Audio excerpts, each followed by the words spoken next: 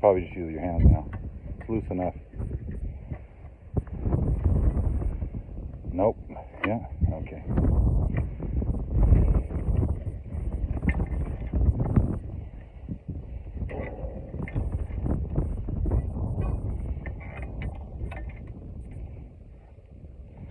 The water tank, the male fitting in that 2-inch 90 broke off from this riser here, so we've got to change it. I'm thinking of just taking, we'll take that valve off. We've got a valve for that side, and I have a valve down lower before.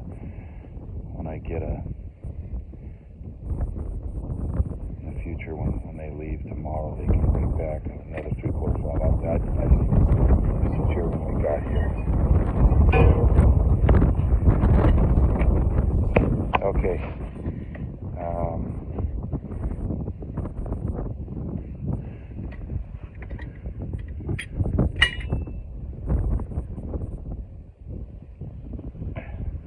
Okay, I'm going to turn this off for a second. I've got junk.